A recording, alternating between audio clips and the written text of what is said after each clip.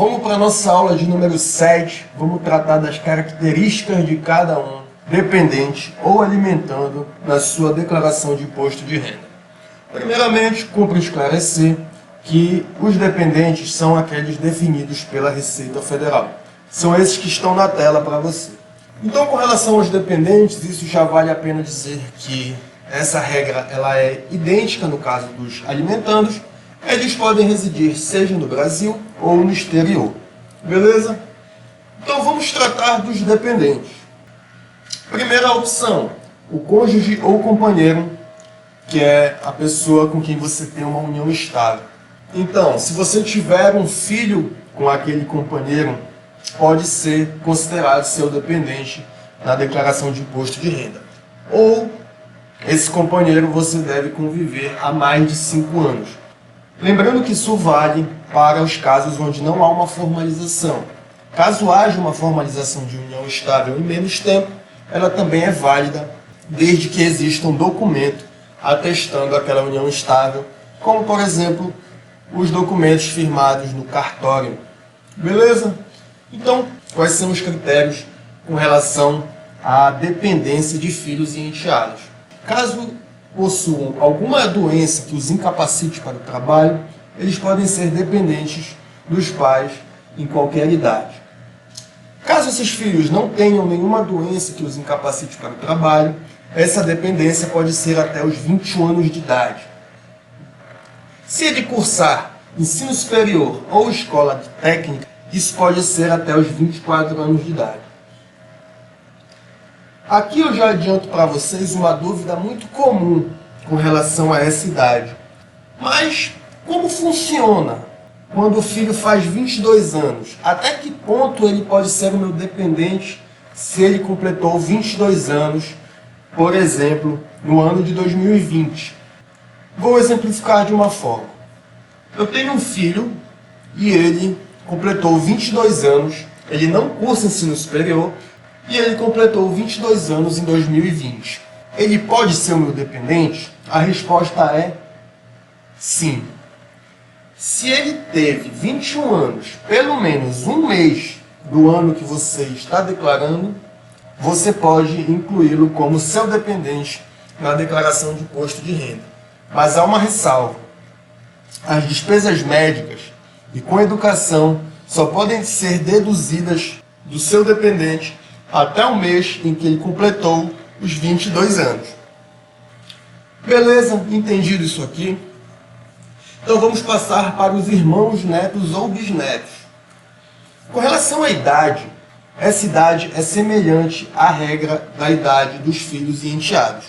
Então, os irmãos, netos e bisnetos são dependentes até os 21 anos ou até 24 anos se comprovarem que cursam ensino superior ou escola técnica de 2º grau. Aqui é muito importante saber que para que seja possível a prorrogação até os 24 anos da dependência apenas nos casos dos irmãos, netos ou bisnetos, essa guarda judicial já deve ter sido adquirida antes dos 21 anos. Entendido isso aqui?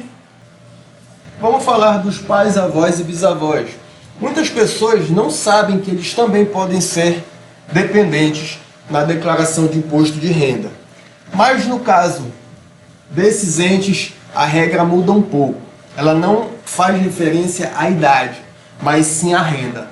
Ou seja, para que seus pais, avós ou bisavós sejam declarados como dependentes na sua declaração de imposto de renda, eles não podem ter recebido durante o ano de 2020 valor superior a R$ 22.847,76, o que isso nos leva a perceber que acima de R$ 1.900 por mês, pais, avós e bisavós não podem ser dependentes na sua declaração de imposto de renda.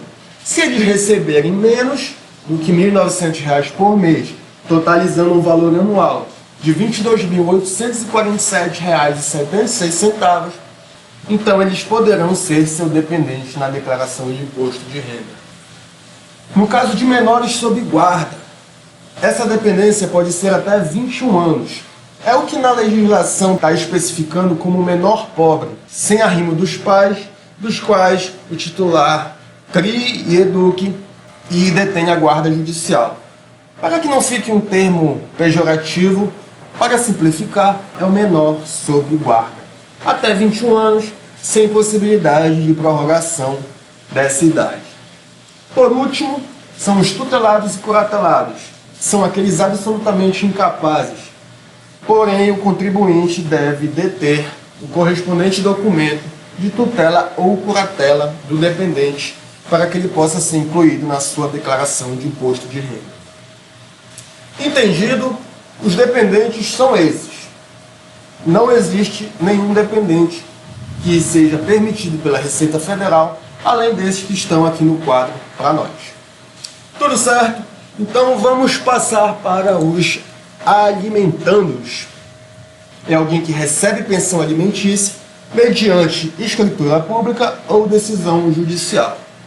Caso essas pensões venham a ser pagas sem a observância, seja da escritura pública ou da decisão judicial, eles não podem ser utilizadas para a declaração de imposto de renda, pois isso vai evitar que as pessoas comecem a lançar valores aleatórios, como pensão alimentícia, de forma que haveria uma enorme sonegação fiscal.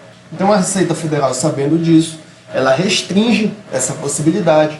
Alimentandos só podem ser declarados na sua declaração de imposto de renda mediante decisão judicial ou acordo firmado em cartório. Lembrando que os alimentandos também podem deduzir do imposto de renda do titular as despesas com saúde e educação, desde que essas despesas estejam especificadas também no documento que constituiu a pensão. Então, se o documento, a decisão judicial, constituiu a pensão alimentícia, mas não fala sobre o plano de saúde, então o plano de saúde não pode ser declarado sujeito à incidência de multa em caso de descumprimento. Beleza? Então, para fechar, já falamos anteriormente, o alimentando também pode residir no Brasil ou no exterior. Uma outra informação importante, até para a gente já adiantar o que vamos tratar mais à frente, é que esses alimentandos devem fazer a sua respectiva declaração e pagamento dos impostos mês a mês quando ultrapassarem um valor de R$ 1.903,98 recebidos por mês. Então, acima desse valor, se ao final do ano superar a tabela progressiva de isenção de imposto de renda, o alimentando deve fazer o seu recolhimento de impostos mês a mês através do programa da Receita Federal Carnê-Leão. Mas isso nós vamos tratar mais à frente, quando formos falar de rendimentos, em que um deles é os rendimentos decorrentes de pensão alimentícia. Beleza? Então, essa é a nossa aula de número 7. Nós vimos as características do dependente e do alimentando, vimos as diferenças e semelhanças entre eles. E na próxima aula nós vamos aprender quais as deduções incidentes em cada um deles e como é a forma de fazer a declaração desses entes, tanto dependentes quanto alimentandos, na sua declaração de imposto de renda, diretamente lá no sistema da Receita Federal. Então, fique com a gente, continue estudando, se precisar, volte alguns vídeos e nas próximas aulas vamos dar continuidade ao nosso curso.